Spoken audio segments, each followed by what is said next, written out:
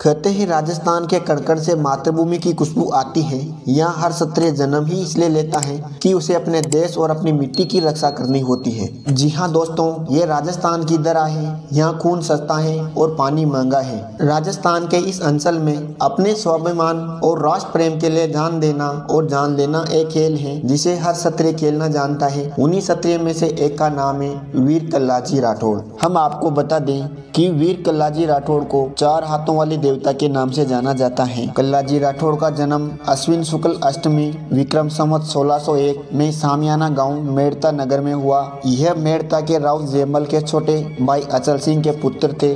मीराबाई के भतीजे के रूप में जन्मे कल्लाजी अपनी मातृभूमि की रक्षा का दायित्व निभाना जानते थे। इनके बारे में कहा गया है, जयमल कल्ला जोदो जोर को चावो गढ़ चित्तौड़ अमर नाम कर आप रो रणबंका राठौड़। इनके बचपन का नाम केसर सिंह था। कहते हैं कि कल्लाजी की माताजी शिव भक्ति और शिव गोरा के आशीर्वाद से ही कल्लाजी का जन्म हुआ था। कल्लाजी राठौड़ ने बचपन में सामान्य शिक्षा के साथ साथ औसत विज्ञान, योग तथा शस्त्र संचालन में ही शिक्षा प्राप्त की थी। प्रसिद्ध योगी भैरव नाथ ने इन्होंने योग की शिक्षा प्राप्त की थी। जब अकबर ने मेड़ता पर आक्रमण किया तब राजमल जी के नेतृत्व में अचलदास और कल्लाजी ने उनका डटकर मुकाबला किया, परंतु जब सफलता नहीं लगी तो उन्होंने अकबर की अधीनता स्वीकार नहीं की और मेवाड़ चले गए। मेवाड़ के राणा उदय सिंह ने इनका स्वागत किया। जयमल जी को बदनौर की जागीर दी।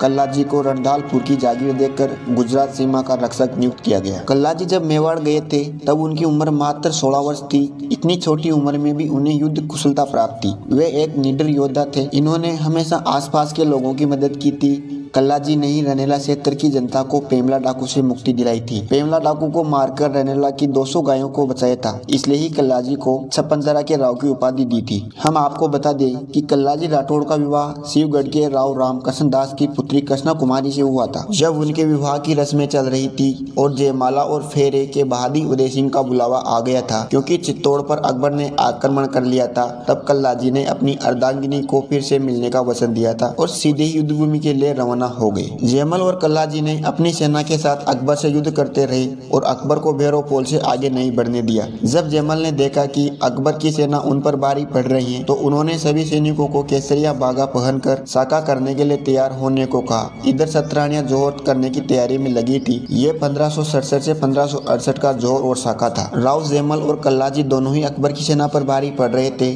तभी अकबर के सेनापति ने जयमल जी पर गोली चलाई और उनके पांव पर लगी थी। जयमल जी युद्ध करना चाहते थे पर वो खड़े नहीं हो पा रहे थे। तब कल्लाजी ने उन्हें अपने कंधों पर बैठाया और स्वयं जयमल जी के दोनों हाथों में तलवार दी और युद्ध करने चले गए। 4 तलवारें एक साथ दुश्मनों पर चल रही थी। सैकड़ों दुश्मन कट कट कर गिर रहे थे तो अकबर को लगा कि कोई 4 हाथों वाला युद्ध कर रहा है जिसके 2 सिर हैं और 2 हाथ है, शायद कोई दैवीय शक्ति है। युद्ध करते करते जब जयमल जी पर वार हुआ तो वो गिर गए, परंतु कल्लाजी दोनों हाथों से तलवार लिए दुश्मन पर भारी पड़ रहे थे। तभी अकबर के सैनिकों ने कल्लाजी को से उनकी गर्दन पर वार किया, जिससे कल्लाजी का सिर दर्द से अलग हो गया। फिर उनके बारे में कहा, सिर गिरने पर भी दर्द तलवार चलाता रहा, जिसे देख दुश्मन भी कांप गए थे। कल्लाजी ने जिस भैरव पोल से आगे बढ़कर अकबर को नहीं बढ़ने दिया था, वर्तमान में वही स्थान पर उनका चबूतरा बना हुआ है। कल्लाजी राठौड़ को उनकी कुलदेवी नागनेची माता का आशीर्वाद प्राप्त था। इसलिए कहते हैं कि जैसे उनका सिर कटकर नीचे गिरा तो माँ ने उसे अंतर्ध्यान कर लिया था। मान्यता तो ये भी है कि कल्लाजी ने अपनी धर्म पत्नी को वापस आने का वचन दिया था,